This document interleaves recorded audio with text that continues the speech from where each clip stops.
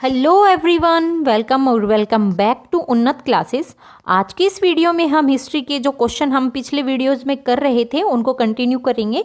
आज जो हिस्ट्री के महत्वपूर्ण प्रश्न हैं हर एग्ज़ाम के लिए, चाहे वो रीट के एग्ज़ाम हो, RPSC second grade, first grade, या फिर आप यूजीसी नेट की भी प्रिपरेशन कर रहे हैं, तो ये वीडियो आपके लिए बहुत इंपॉर्टेंट होने वाला है। इनफैक्ट केवीएस, एनवीएस और DSSB की टीजीटी पीजीटी एग्जाम्स के लिए भी ये बहुत ही बेनिफिशियल है। तो वीडियो को ध्यान से देखिएगा। अगर अभी तक चैनल को सब्सक्राइब नहीं किया है तो प्लीज़ चैनल को सब्सक्राइब कर लीजिएगा। वीडियो को लाइक और शेयर जरूर कीजिएगा। तो स्टार्ट करते हैं। देखिए, हम 20 क्वेश्चन तक हम कर चुके थे। 21 नंबर का क्वेश्चन है, उसमें देखिए है अजंता की गुफाएं किस धर्म से संबंधित हैं। तो देखिए, जो अजंता की गुफाएं हैं वो बौद्ध धर्म से संबंधित है। अजंता की गुफाएं में बौद्ध धर्म से संबंधित ये गुफाएं हैं। इसमें भगवान बुद्ध के जीवन के बारे में, उनकी कथाओं के बारे में, उनकी जातकों की कथाओं के बारे में वर्णन मिलता है। तो ये भगवान बुद्ध के जीवन से संबंधित है और उनके जातकों के जीवन से, उनकी कथाओं से संबंधित है। ये जो अजंता की गुफाएं हैं, इन्हें क्या किया है, यूनेस्को की विश्व धरोहर सूची, विश्व धरोहर घोषित किया गया है। ये है कहाँ पे अजंता की गुफाएं? तो ये देखिए, औरंगाबाद महाराष्ट्र में ये स्थित हैं। महाराष्ट्र में स्थित हैं अजंता की गुफाएं। तो ये आपका राइट आंसर इसका होगा। बौद्ध धर्म के लिए हैं, भगवान बुद्ध और उनके जातकों की कथाओं का वर्णन यहाँ मिलता है। अगला प्रश्न है हमारा, प्राचीन भारतीय इतिहास का ज्ञान हमें सबसे अधिक किस स्रोत से मिलता है? तो देखिए, प्राचीन भारतीय इतिहास का ज्ञान हमें जिस स्रोत से मिलता है वह है शिलालेख। शिलालेखों से हमें प्राचीन भारतीय इतिहास का ज्ञान प्राप्त होता है। इसे तत्कालीन समाज व संस्कृति की जानकारी प्राप्त होती है शिलालेखों से। और ये भारतीय इतिहास के संदर्भ में अगर देखें तो सबसे पुराना अभिलेख जो हमें मिला है ना, वो सम्राट अशोक का हमें मिला है। सम्राट अशोक का जो अभिलेख है, अशोक का शिलालेख है, वो सबसे प्राचीन, सम्राट अशोक का जो शिलालेख है वो सबसे प्राचीन शिलालेख माना जाता है। तो शिलालेखों से हमें प्राचीन भारतीय इतिहास की जानकारी प्राप्त होती है, क्योंकि ये पत्थर पर लिखे जाते थे। तो पत्थर पर कभी भी मतलब उसको साफ नहीं कर सकते, इरेज नहीं कर सकते। तो शिलालेख, पत्थर पर लिखे जाने वाले अंकन शिलालेख होते थे। सबसे प्राचीन अगर देखें तो सम्राट अशोक के प्राप्त हुए हैं। अगला प्रश्न है हमारा, सप्तऋषि मंडल किससे संबंधित हैं? तो देखिए, सप्तऋषि मंडल हैं वो किससे संबंधित होंगे? वो नक्षत्र, जो मंडल है नक्षत्र से संबंधित है सप्तऋषि। सप्तऋषि क्या, 7 तारों का समूह से मिलकर सप्तऋषि बनता है। 7 तारों का समूह ही क्या कहलाता है? सप्तऋषि कहलाता है, 7 तारों का समूह। सप्तऋषि पृथ्वी के जो उत्तरी गोलार्ध में दिखने वाला एक तारा मंडल है, सप्तऋषि है वो। पहले क्या होता था, सप्तऋषि मंडल से ही उत्तरी गोलार्ध में दिखाई देते थे और अभी भी दिखाई देते हैं। सप्तऋषि मंडल से ही उत्तर दिशा में दिखते थे, तो उससे जानकारी प्राप्त होती थी। तो सप्तऋषि मंडल नक्षत्र मंडल का एक हिस्सा है, 7 तारों का समूह है। अगला प्रश्न है हमारा, अशोक ने अपने धर्म उपदेशों को फैलाने के लिए किस भाषा का उपयोग किया है? तो देखिए, अशोक ने सबसे ज़्यादा जिस भाषा का प्रयोग किया है वह है पाली भाषा। पाली, या इसे प्राकृत भाषा भी कहते हैं। पाली या प्राकृत भाषा में इन्होंने अपने सभी उपदेश दिए हैं। अधिकतर पाली या प्राकृत भाषा का प्रयोग किया है। तो पाली और प्राकृत इसमें राइट आंसर होगा। अगला प्रश्न है हमारा, चोल साम्राज्य में उतमेरूर अभिलेख किससे संबंधित है? तो देखिए, उतमेरूर जो अभिलेख है वह संबंधित है, स्थानीय स्वशासन से संबंधित है।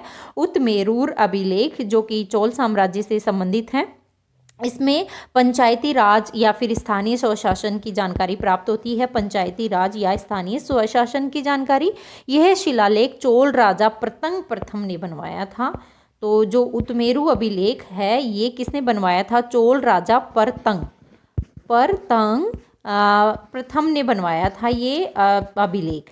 इसमें क्या पंचायती राज से संबंधित है और ये क्या कहाँ पर स्थित है, ये भी अगर क्वेश्चन पूछे तो ये देखिए कांचीपुरम। अब कांचीपुरम कहाँ पर है? कांचीपुरम पड़ता है तमिलनाडु में। तमिलनाडु में ये स्थित है, कांचीपुरम तमिलनाडु में ये उतमेरूर का अभिलेख पाया गया है। तो कौन से राजा के समय? तो प्रतंग प्रथम ने इसे बनवाया था, चोल राजा प्रतंग प्रथम। स्थानीय स्वशासन या फिर पंचायती राज से संबंधित अभिलेख है। अगला प्रश्न है, सिंधु घाटी सभ्यता का कौन सा शहर कपास उत्पादन के लिए प्रसिद्ध था? तो देखिए, कपास उत्पादन के लिए सबसे प्रसिद्ध जो स्थल था वह था हड़प्पा। हड़प्पा या फिर मेहरगढ़ भी कपास के लिए प्रसिद्ध था, मेहरगढ़, जिसमें कपास की खेती कपास उत्पादन के लिए सबसे प्रसिद्ध है। और ये एक नवपाषाण स्थल है, नवपाषाण स्थल। हड़प्पा सभ्यता का मेहरगढ़ जो है वो नवपाषाण स्थल है और यहाँ से कपास के उत्पादन के स्रोत प्राप्त हुए हैं, सबसे प्रसिद्ध है। अगला क्वेश्चन है, देखिए इसमें कपास के साथ साथ में और भी आपको जानकारी दें तो देखिए, एक तो कपास की मिले, इसके अलावा अगर देखें मेहरगढ़ में जो हड़प्पा सभ्यता का स्थल है मेहरगढ़, वहाँ कपास के साथ साथ में जैसे गेहूँ, ये भी क्वेश्चन आते हैं कि कौन कौन सी खेती के प्रमाण मिलते हैं, जौ और तिल, सरसों, ये सभी जो प्रकार के जो खेती है या फिर जो का उत्पादन है, इसके प्रमाण यहाँ से प्राप्त हुए हैं। और साथ में यहाँ जानवरों के पालतू जानवर बनाते थे, जैसे कि भेड़, बकरी, भैंस जैसे पालतू जानवरों की भी जानकारी प्राप्त हुई है। तो ये आपको याद रखना है कि कपास उत्पादन के लिए प्रसिद्ध अगर देखें तो हड़प्पा, और हड़प्पा में भी पूछे तो मेहरगढ़, और यहाँ कपास के साथ साथ में गेहूँ, जौ, तिल, सरसों जैसे कई उत्पादन के प्रमाण प्राप्त हुए हैं। अगला प्रश्न है हमारा, ऋग्वेद में किस नदी का सबसे अधिक उल्लेख किया गया है? तो देखिए, ऋग्वेद में जिस नदी का सबसे अधिक उल्लेख मिलता है वह है सिंधु नदी। सिंधु नदी का ऋग्वेद में सबसे अधिक उल्लेख मिलता है। लगभग अगर देखें तो 176 बार, 176 बार इस नदी का मतलब उल्लेख इस ऋग्वेद में मिलता है। और अगर सबसे पवित्र नदी से इसमें पूछे, ऋग्वेद में सबसे अधिक उल्लेख तो किसका मिलता है? सिंधु का। और सबसे पवित्र नदी अगर पूछे, ऋग्वेद में सबसे पवित्र नदी अगर पूछे तो पवित्र नदी कौन सी हो जाएगी? सरस्वती नदी सबसे पवित्र नदी होगी। कौन सी? सरस्वती नदी सबसे पवित्र नदी। तो ये आपको याद रखना है, पवित्र सरस्वती, सबसे ज़्यादा उल्लेख मिलता है सिंधु नदी का। अगला प्रश्न है हमारा, गुप्त काल में चिकित्सा विज्ञान का प्रथम प्रमुख ग्रंथ कौन सा था? चिकित्सा विज्ञान का प्रमुख ग्रंथ गुप्त काल के समय में, तो देखिए गुप्त काल में जो सुश्रुत संहिता है वह चिकित्सा विज्ञान का प्रमुख ग्रंथ माना जाता है। इसमें क्या था कि शल्य चिकित्सा उपकरणों और उनकी प्रक्रियाओं का वर्णन मिलता है। किसमें? सुश्रुत संहिता में। सुश्रुत के द्वारा लिखी गई थी सुश्रुत संहिता। इसके साथ ही चरक संहिता का भी उल्लेख यहाँ पर मिलता है। चरक संहिता किसके द्वारा लिखी गई थी? तो चरक संहिता महर्षि चरक के द्वारा लिखी गई थी। चरक संहिता, सुश्रुत संहिता सुश्रुत के द्वारा लिखी गई थी। इसमें क्या है कि जो शरीर विज्ञान, निदान शास्त्र या फिर भ्रूण विज्ञान के बारे में जानकारी प्राप्त होती है चरक संहिता में। और सुश्रुत संहिता में किसकी? चिकित्सा विज्ञान के प्रमुख ग्रंथों में से कौन सा? तो चरक और ये सुश्रुत दोनों ही प्रमुख ग्रंथ हैं, परंतु सबसे अगर पूछे तो सुश्रुत संहिता सबसे प्रसिद्ध ग्रंथ माना जाता है।